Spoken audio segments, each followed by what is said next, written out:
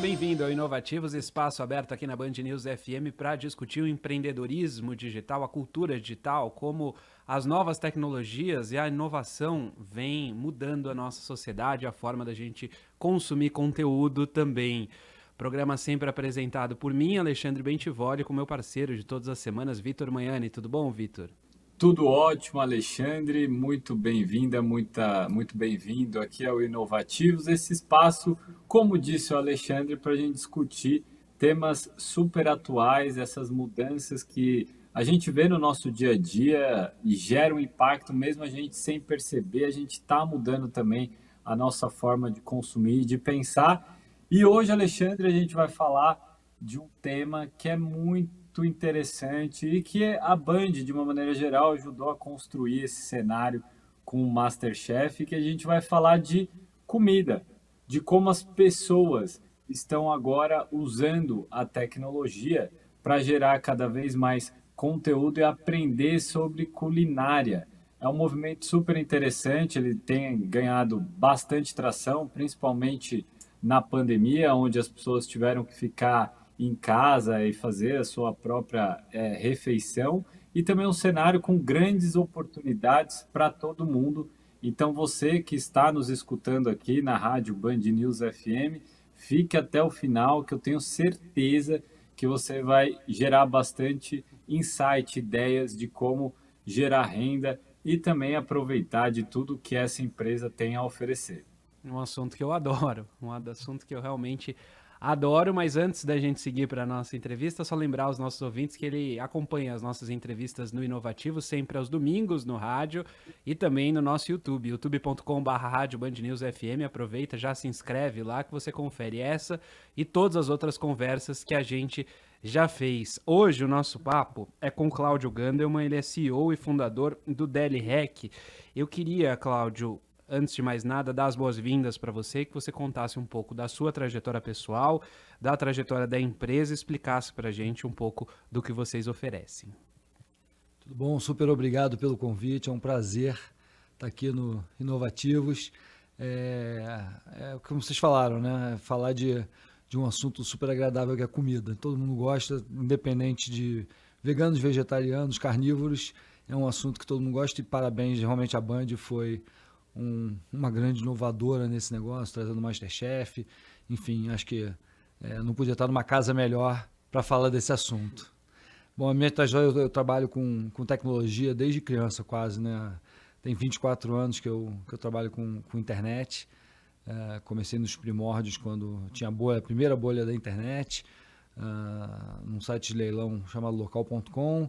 Depois eu fui presidente do Match.com, que é uma empresa que muito pouca gente conhece de nome, mas que é dona do Par Perfeito, do Tinder, que a turma conhece bem. Já fiz vários negócios, esse é o meu quarto ou quinto negócio na internet.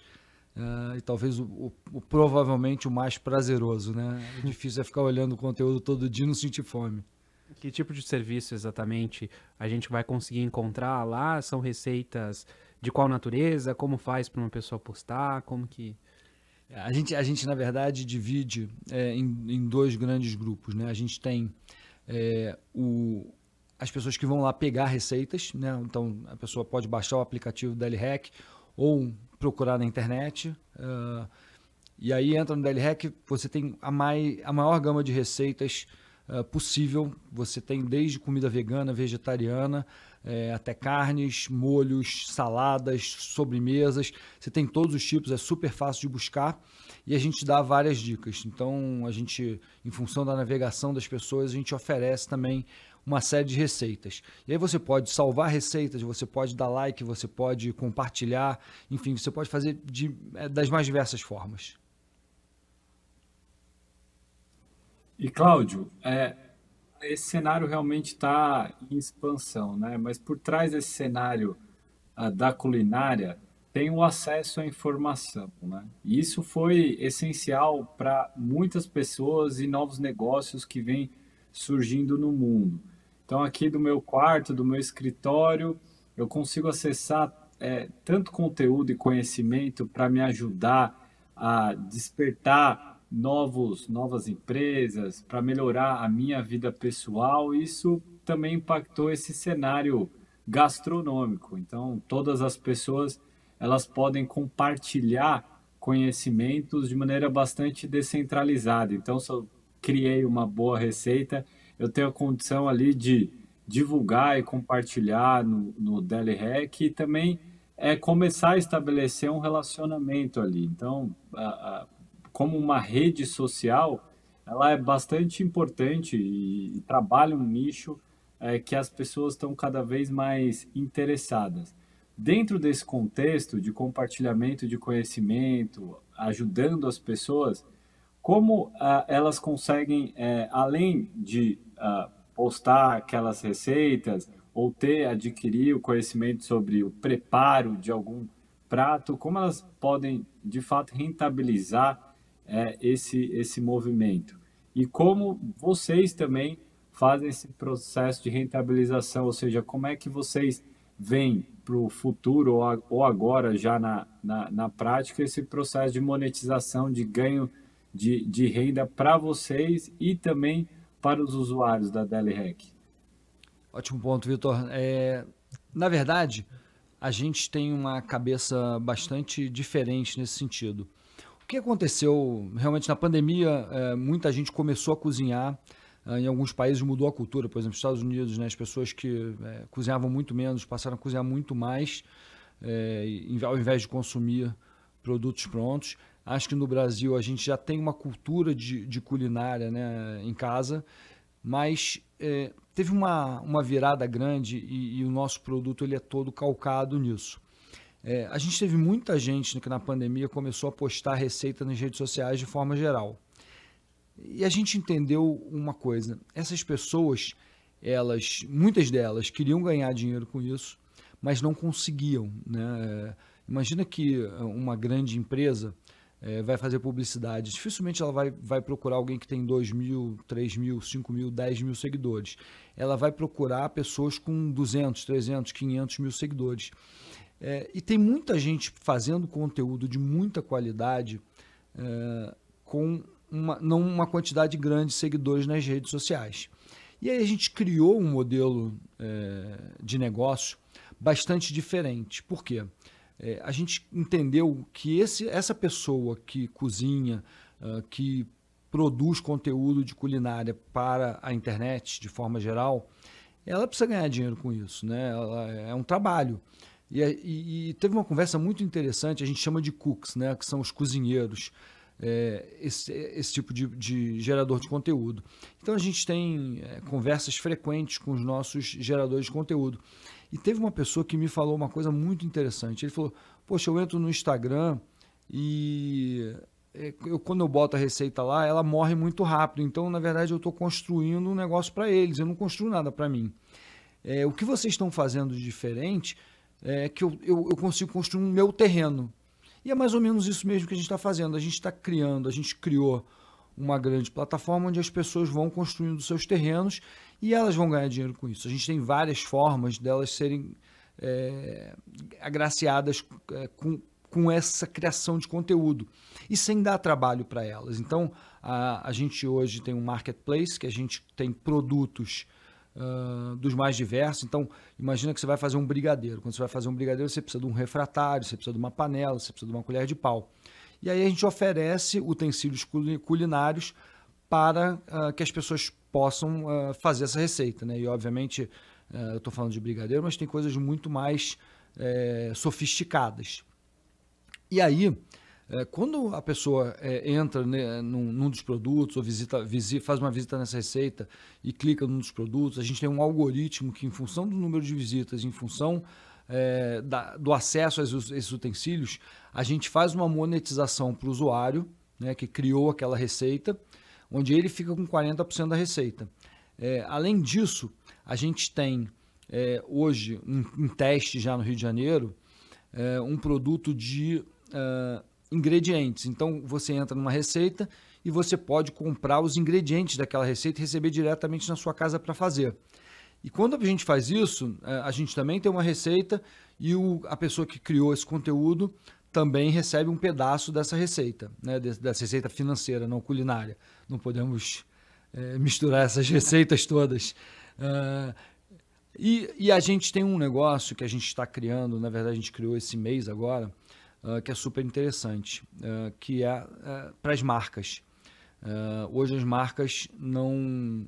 Depois que mudou o conceito de olhar a gastronomia e etc., as marcas, muitas, têm a possibilidade de, efetivamente, como você falou, né, chegar aqui na Band e fazer um patrocínio do MasterChef, mas não são todas. O MasterChef tem uma grandiosidade que nem todas as marcas conseguem. Mas imagina que uma marca média quer pegar uma série de micro-influenciadores e ela não consegue diretamente fazer isso. Então a gente está ajudando esses criadores de conteúdo e, ao mesmo tempo, as marcas a não só criar o uso da marca dentro dos produtos, como o próprio produto, que é a receita culinária, ser a marca. Então você imagina que uma marca de molho de tomate, ela vai patrocinar 50 desses chefes que a gente tem, criadores de conteúdo, e a gente consegue fazer isso de uma forma única e aquele produto vira a própria receita.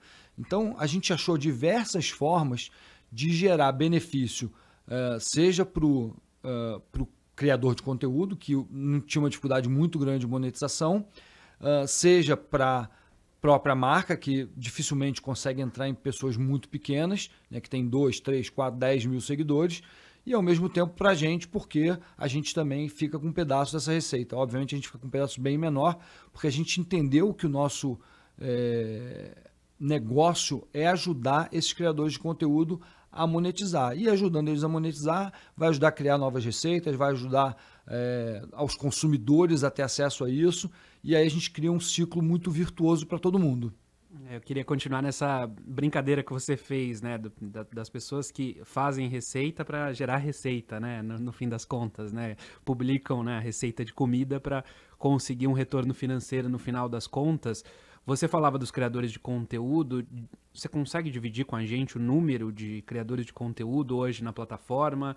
A gente consegue ter acesso a esse número? Claro, com certeza. Assim, a gente é uma plataforma muito recente, a gente tem 1 ano, né? Uhum. E as pessoas ficam bastante impressionadas com a quantidade que a gente já tem. Então, em 1 ano, a gente já tem 40 mil receitas culinárias, que é muita coisa, né? E são 6 mil pessoas criando e postando receitas das mais diversas, como eu falei, vai desde doces até comida vegana, de carnes a saladas. Então é uma gama incrível de receitas. Eu mesmo sou um criador de conteúdo de brincadeira, não tão bom, mas eu dou os meus pitacos na cozinha. Então assim, é uma gama realmente grande. A gente espera que a gente chegue daqui a 1 ano com alguma coisa em torno de 30 mil criadores de conteúdo, com alguma coisa próximo de 300 a 400 mil receitas culinárias. Então, é uma gama muito grande que vai auxiliar a população em geral. Cláudio, a gente falava agora há pouco sobre ter sido uma empresa muito recente, um crescimento exponencial nesse começo, e eu queria saber, agora, com a melhora dos índices da pandemia, esse movimento inicial de uma explosão das receitas continua na rede social? É um movimento que deu uma freada com mudança dos hábitos? Como que isso tem sido? Essa é uma ótima pergunta, porque realmente na pandemia a gente teve um crescimento, quer dizer, a gente não teve porque a gente nasceu já em 2021. Mas como a gente é uma empresa muito nova, a gente vem num crescimento constante. Então, a gente não está sentindo isso, a gente só está crescendo. Porque as pessoas vão conhecendo, a gente tem recebido muitos elogios do app, é fácil de navegar, fácil de guardar receita, fácil de procurar. Então, a gente realmente tem experimentado um crescimento grande.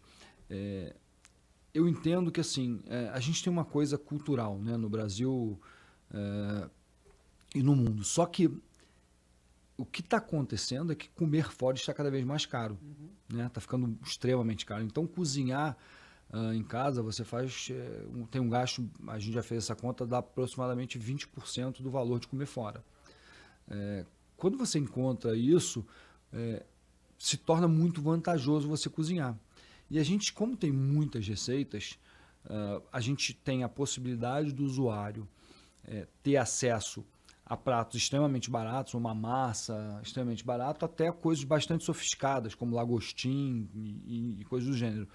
Então, obviamente, cada um vai cozinhar de acordo com a sua necessidade, de acordo com a sua pretensão, né? Então, você pode fazer um jantar especial para o seu parceiro ou parceira, você pode fazer uma coisa trivial do dia a dia. Você sabe, é engraçado, né? A coisa mais buscada no nosso aplicativo, por incrível que pareça, é arroz. Uhum. Então, as pessoas, tem muita gente que não sabe fazer arroz. E arroz talvez seja uma das coisas mais fáceis de se cozinhar se você não perder o ponto. Ah, mas um arroz soltinho tem seu valor. Tem, totalmente. E aí, mas eu acho que tem muita coisa. E tem coisas que você falou, né? Não cozinho nada, não posso postar.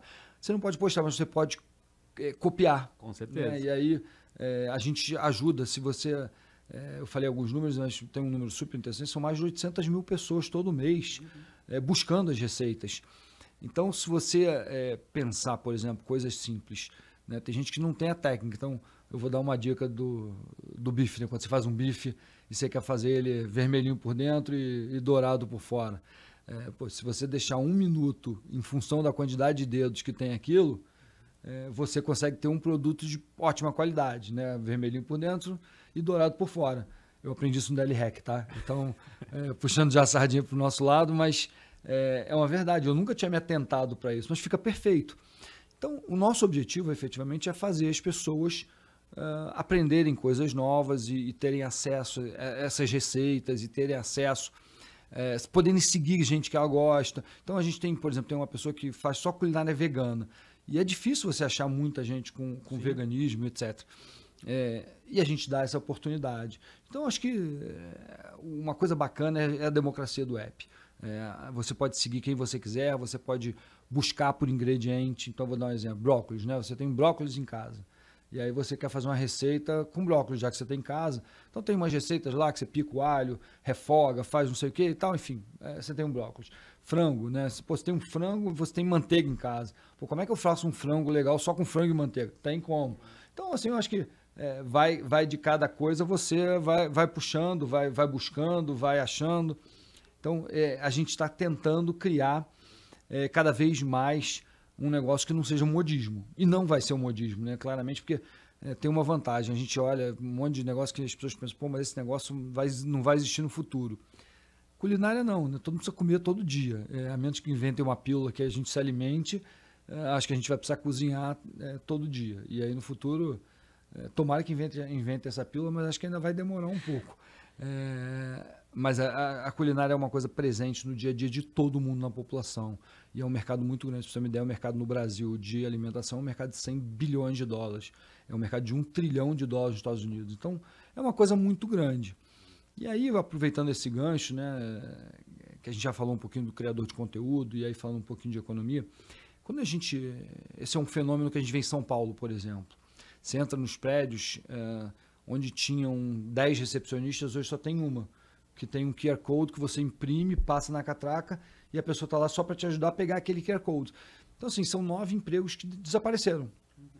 Né? Quando a gente tiver carro autônomo, a gente tem muito motorista autônomo hoje, seja de táxi, seja de Uber, seja motoboy, o que quer que seja. Onde essas pessoas vão trabalhar? O que elas vão fazer? Eu tenho uma aposta que muitas dessas pessoas vão virar criadoras de conteúdo.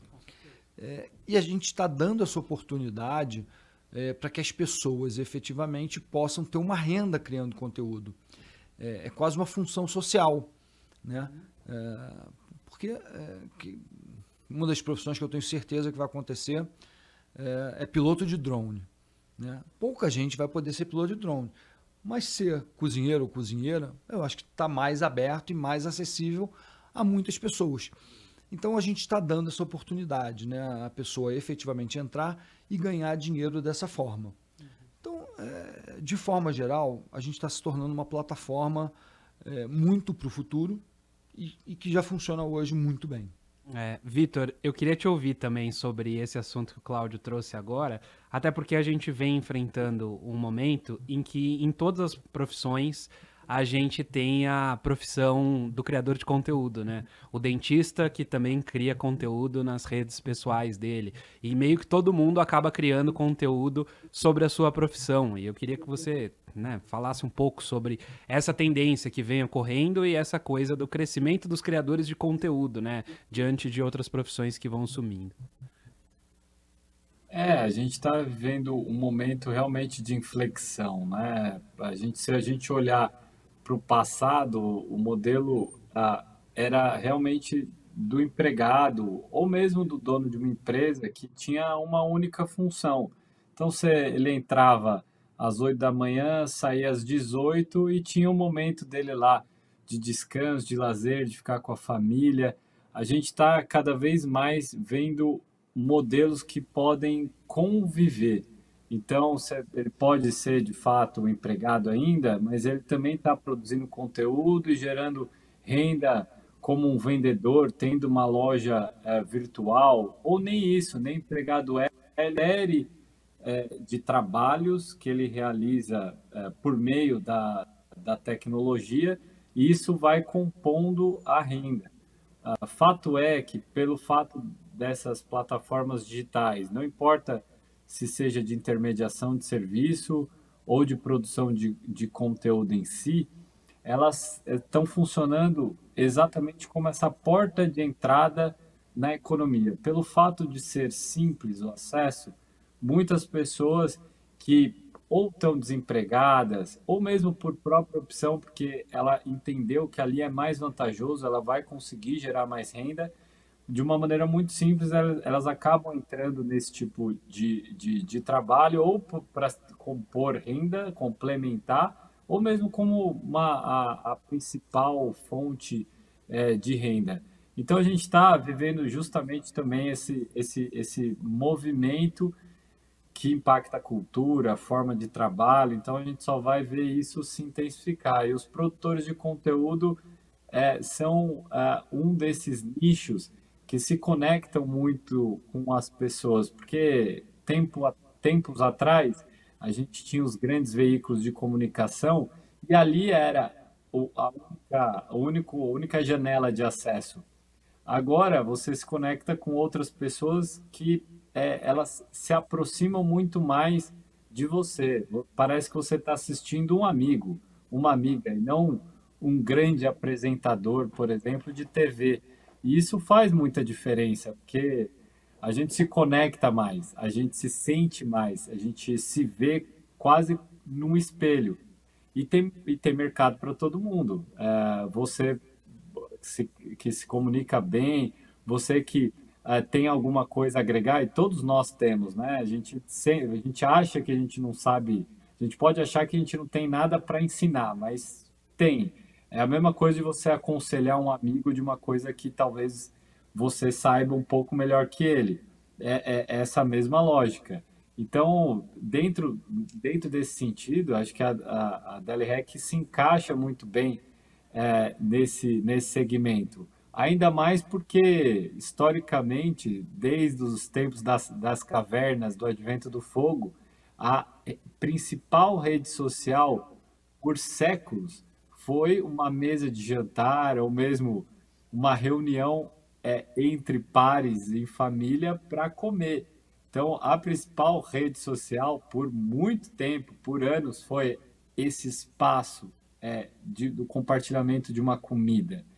E quando você vê o segmento, por exemplo, de delivery de comida, o delivery de comida ele tem um paradoxo, né? Porque, de um lado, ele traz a comodidade da pessoa pedir comida, mas se perde toda a experiência que tinha, por exemplo, num restaurante ou na cozinha de casa, com a sua avó cozinhando, com o seu pai cozinhando, que aquilo era um ritual, aquilo é uma experiência que vale ouro, assim. Acho que todos nós temos alguma lembrança desse ritual. Então, fazer esse resgate se cozinhar em casa, com movimentos como do MasterChef, da DLREC, de tantos outros, ele faz esse resgate para algo que de fato sempre foi a principal rede social das pessoas por muito tempo.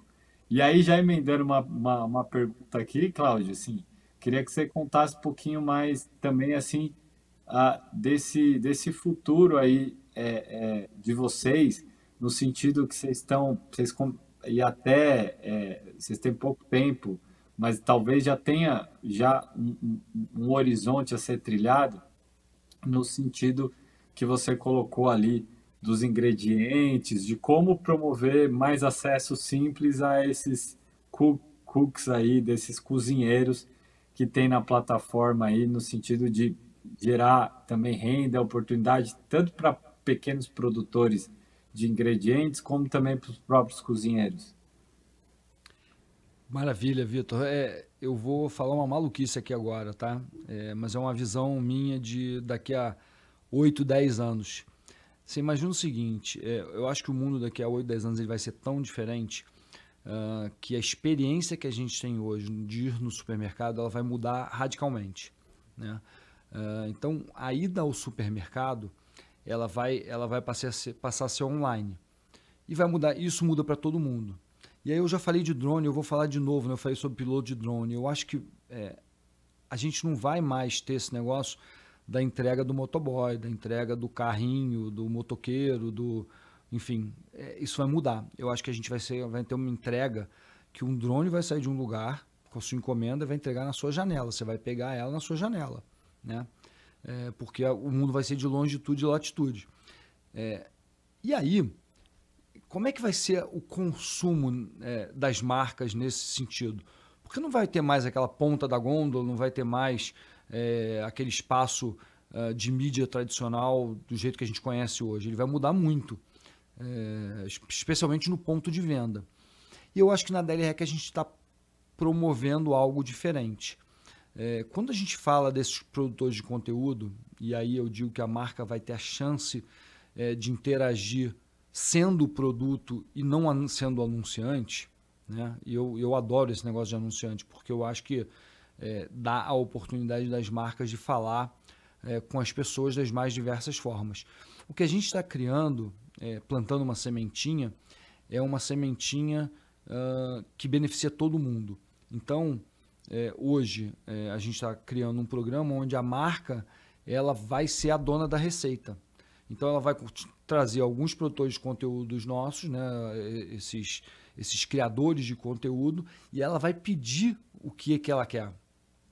Então, vou dar um exemplo, né, um molho de tomate. Uma marca de molho de tomate vai contratar os criadores de conteúdo e falar, olha, eu quero que você faça um produto com o meu molho e com uma carne. Ou eu quero que você faça o meu produto numa massa. E aí esse produto ele vai ter o nome da marca. E é um negócio perene. Ele vai ser diferente de um anúncio do Instagram, né? E eu acho que a gente já vem passando por diversos modelos de comunicação. Né? A gente tinha no rádio aquela voz única que fazia 27 comerciais diferentes durante o dia, você não aguentava mais a mesma voz falando do sabão em pó, falando da pasta de dente, falando de 1000 produtos diferentes.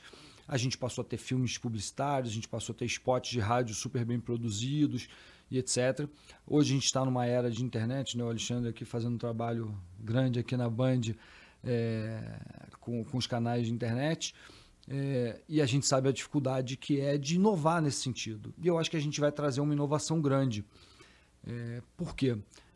Quando você coloca o produto vira a marca e esse criador de conteúdo consegue criar receitas em função dessa marca, ele vai estar ganhando uma parte importante desse mercado publicitário que não existia para ele.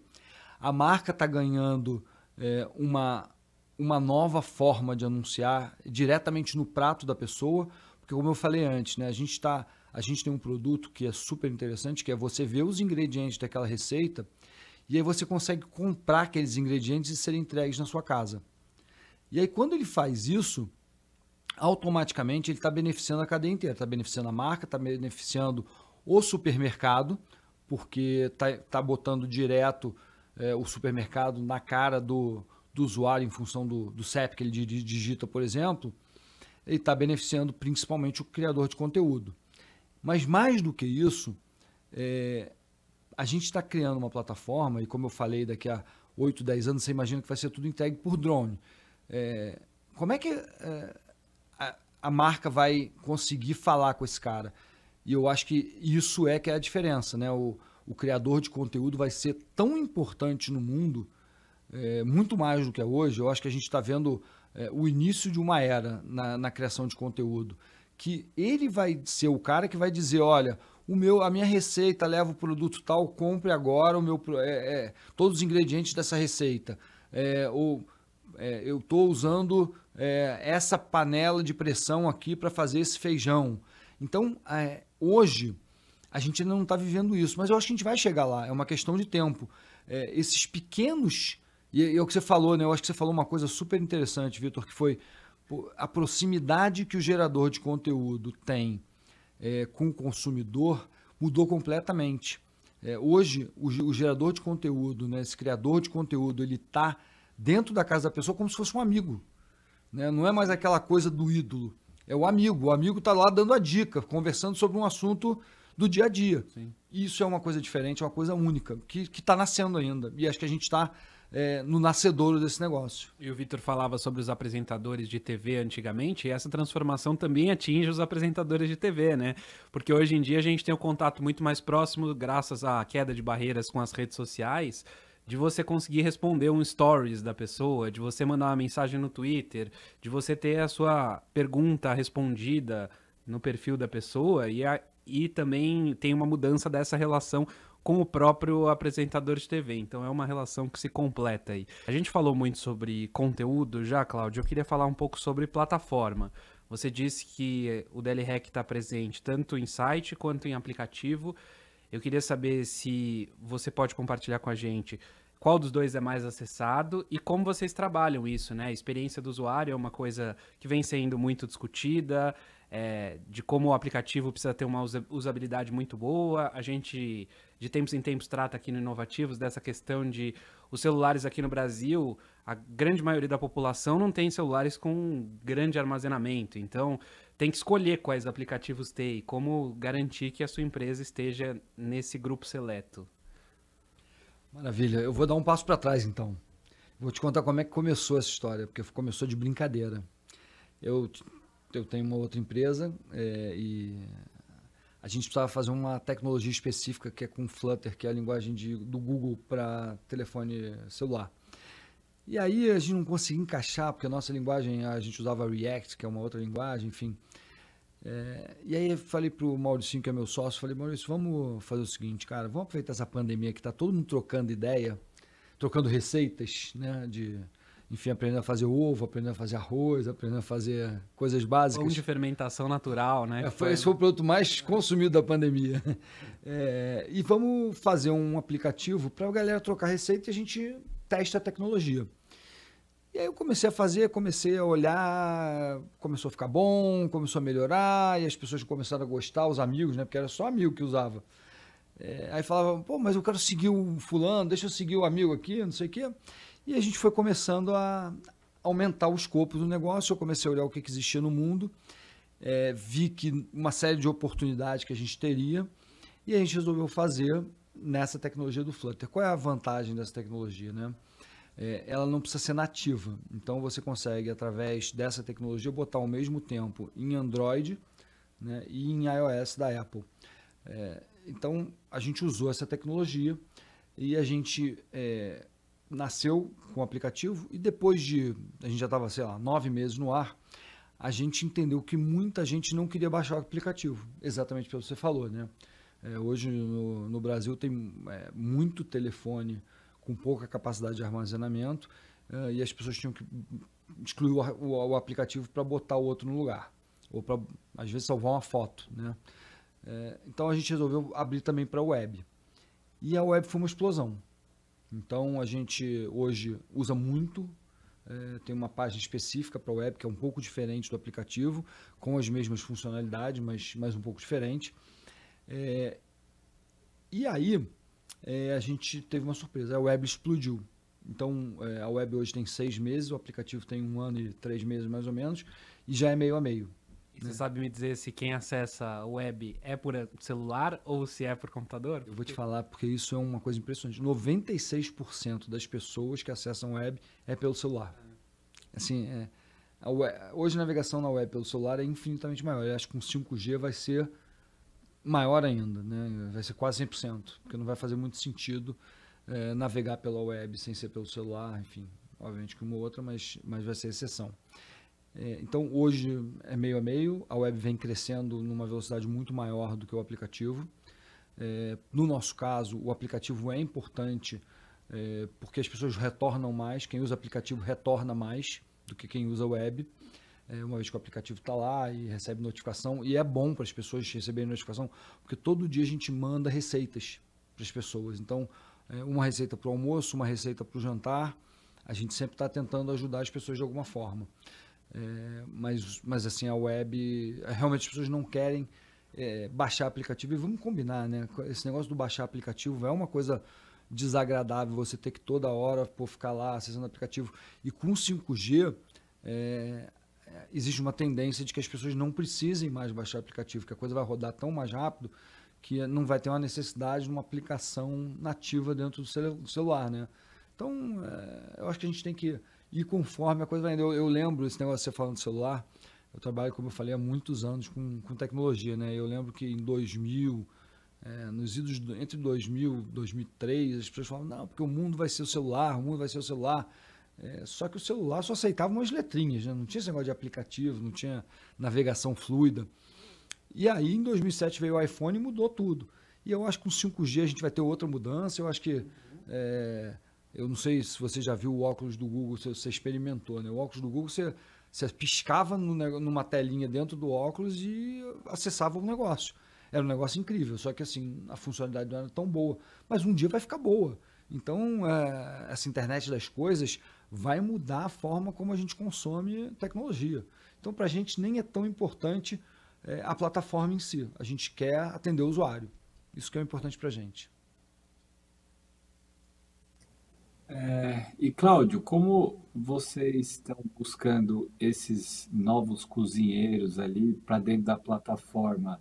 Foi tudo organicamente ou vocês fazem um processo ali dentro de outras redes sociais, buscam engajamento por meio de marketing digital? Como tem sido esse processo? Porque eu acho que é interessante citar, porque todo mundo pode estar nos ouvindo ou nos assistindo no canal da Band News FM, pode ter a impressão que tudo acontece organicamente ou mesmo tudo acontece por meio do uso dos ads, né, do patrocínio de grandes empresas de rede social ou big techs ali para trazer esses usuários. Como tem sido? Eu adoro esse assunto porque ele mostra a realidade da vida, né? Ele parece que é fácil a coisa. E eu vou te contar que a gente apanhou tanto no começo, mas apanhou tanto. A gente tinha uma teoria de que a gente ia contratar grandes chefes, que a gente chama de super chefes no começo. A gente contratou gente estrelada, gente com guia Michelin, enfim, a gente contratou chefes muito bacanas. E são todos eles excepcionais. Mas a gente descobriu com o tempo uma coisa, na verdade duas, né? A primeira coisa é que eles são tão bons, que às vezes é difícil as pessoas copiarem os pratos deles, né? Então, as dicas que eles davam excelentes dicas, mas eventualmente as pessoas não conseguiam copiar, porque o fogão da casa da pessoa não tem aquela potência que tem o fogão do chefe. O chefe tem uma faca que faz um corte especial, né? Você sabe que tem a faca do chefe. A faca do chefe ele não deixa ninguém mexer. Então, deve ter alguma coisa tão especial que ninguém realmente não deixa ninguém mexer. E a gente começou contratando esse pessoal, todos com muitos seguidores, mais de 300 mil seguidores, etc. Mas a gente descobriu, a gente achou que 20% dos seguidores deles a gente ia conseguir migrar para o Daily Hack. Foi um erro imenso, porque a gente descobriu que o alcance deles era muito grande, mas a profundidade não. Então eles realmente alcançavam em seguidores uma quantidade imensa de gente, mas quem efetivamente conseguia olhar por causa dos algoritmos das plataformas, etc., era uma quantidade muito pequena, ínfima até. E aí a gente falou, poxa, mas o que a gente faz, né? E aí a gente começou a entender que o nosso gerador de conteúdo não era o grande chefe, era o cara médio, né? Era o cara que faz lá o feijão com arroz, estou exagerando feijão com arroz, mas faz o feijão com arroz, às vezes a gente usa umas metáforas que no nosso caso não funcionam muito bem, mas que fazem pratos mais simples, né? Fazem um peixe grelhado legal, um filé mignon, fazem um hambúrguer diferente, fazem uma salada diferente e tal, e que esse cara era o cara que as pessoas realmente queriam consumir. Então a gente começou a contratar alguns desses caras pequenos, menores, infinitamente menos caros, né? Não vou dizer que são baratos, porque não são. Ninguém é barato hoje em dia, tudo é meio caro. Mas a gente conseguiu contratar algumas pessoas num modelo em larga escala, e agora está acontecendo uma coisa muito interessante, porque essas pessoas estão trazendo organicamente as outras pessoas. Então a gente não investe em mídia, é um preceito nosso, né? A gente já fez investimento mínimo em mídia para testar uma coisa ou outra, mas não é um investimento que a gente faça por causa da natureza do nosso negócio. E as pessoas me falavam, você é maluco fazer rede social, porque tem uma diferença grande entre o maluco e o gênio, né? Quando você faz uma coisa e dá errado, você é maluco. Se você faz e dá certo, você vira gênio. É a mesma coisa, sem tirar nem pôr. Eu não sou nem maluco nem gênio, mas eu estou no meio do caminho ali, eu estou balançando para ver se eu vou ser maluco ou se eu vou ser gênio. Mas brincadeiras à parte, é realmente isso. Então as pessoas falam, pô, você vai lançar uma rede social, já tem Facebook, já tem Instagram, já tem YouTube, já tem um monte de coisa. Mas a verdade é que a gente achou uma forma diferente de consumo, né? Onde não é um consumo instantâneo, e aí eu acho que o Instagram e o TikTok e todos os outros players são consumos muito instantâneos, de 15 segundos, de 30 segundos, depois morreu, você nunca mais vai ver aquilo na sua vida. E a gente lançou um negócio onde a pessoa passa 5 minutos consumindo uma receita às vezes, né? Quando ela vai cozinhar, ela vai 5 minutos porque ela pausa, porque se ela fosse direto ia parar 30, 40 minutos consumindo uma receita. Então essa diferença do nosso negócio é bastante grande, bastante considerável em relação ao que existe nas outras redes. Além disso, tem uma volatilidade muito grande nas outras redes, porque às vezes eles impulsionam alguma coisa, você está no pico, outra você está embaixo, e no nosso caso é um pouco diferente. A gente conseguiu criar um modelo onde aquele conteúdo ele não morre, né? Ele está sempre atualizado. Então, se você vai fazer um arroz hoje, ou se você vai fazer um arroz daqui a 5 anos, é o mesmo arroz. Se você vai fazer um frango grelhado hoje ou daqui a 5 anos, é o mesmo frango. Então, uma coisa que os criadores de conteúdo estão vendo na gente é a oportunidade desse conteúdo não morrer.